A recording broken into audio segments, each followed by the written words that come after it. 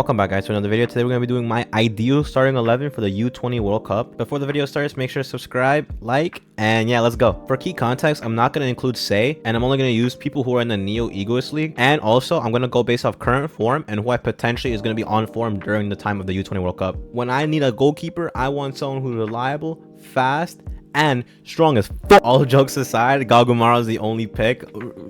Figuratively and literally, he's literally the only pick available. But I wouldn't want anyone besides him. He has amazing reflexes, good diving, good distribution. He has everything you wanted to keep. So yeah, even if there was someone else, I wouldn't pick him besides Gagumaro. So Gagumaro and keep. Who is gonna be my captain?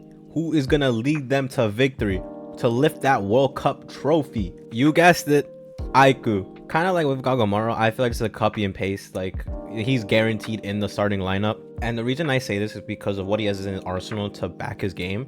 And I think with what he has in his game, he could be world class. Let me cook. For instance, he has meta vision, he's very aggressive, he's physical, he has good leadership skills, and he's very versatile. He could be distribution, or he could also be part like he could be just an aggressive defender. He's very versatile as a defender. By the way, I'm doing a 3-4-3 in case anyone's wondering.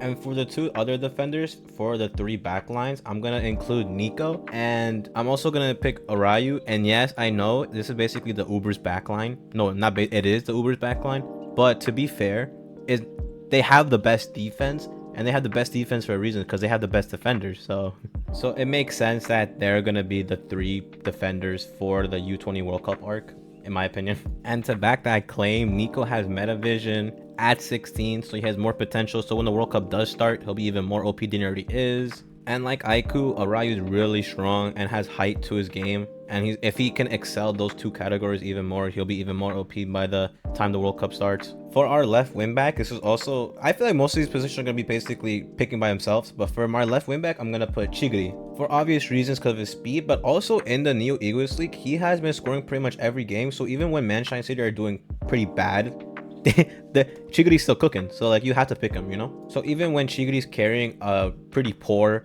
Manshine City squad, imagine him even more developed. He's going to be way too OP. So I'm pretty sure he's going to be pretty much picking by himself for a left wing back. And for my right wing back, I'm going to put Bachira. Again, this is also put in place, in my opinion. And let me explain why. Because let's all be honest with ourselves. Barca, as of recently, no, I'm lying. The entire league have been so shit. And moving aside, besides Barca being horrendous the entire league, the only outstanding thing from that team is Bachira.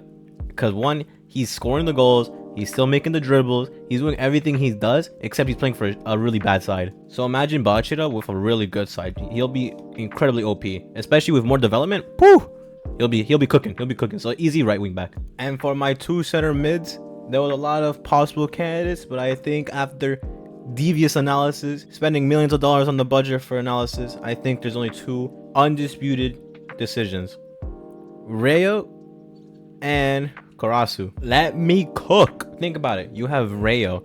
So yes, he's doing pretty bad right now, but I'm also including potential wise. And if you include potential wise, this is where I think Rayo thrives. Because as of right now, on March 17th, Rayo is about to have an epiphany with Nagi. So imagine an informed Rayo with chameleon style and metavision. Bro, you're basically getting a perfect midfielder. You're getting everything. You're getting a little bit of defense, a little bit of attacking, passing, intelligence, everything. You're getting everything with Rayo if he's in form. And with Karasu, he's more like an assassin, but he's also defensive. So what I mean by that is, like, he'll handle the back line, but he'll also know how to attack.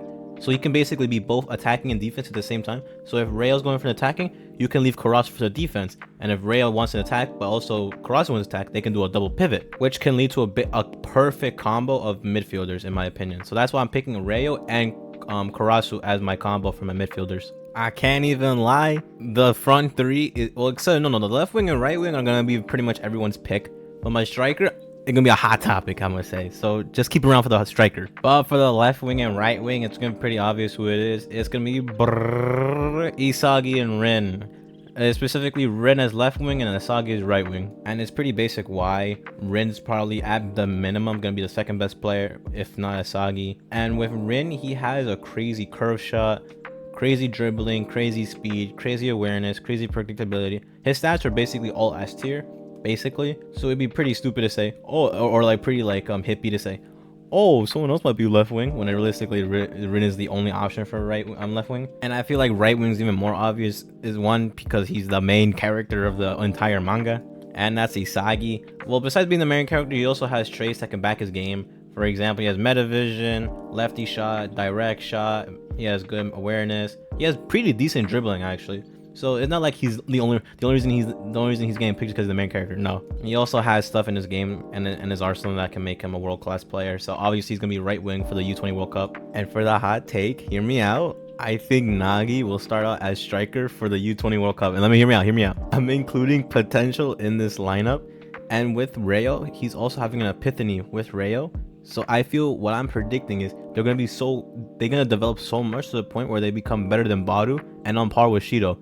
And that's why I think Nagi will be chosen, because of his trapping and for the way the game's gonna be played.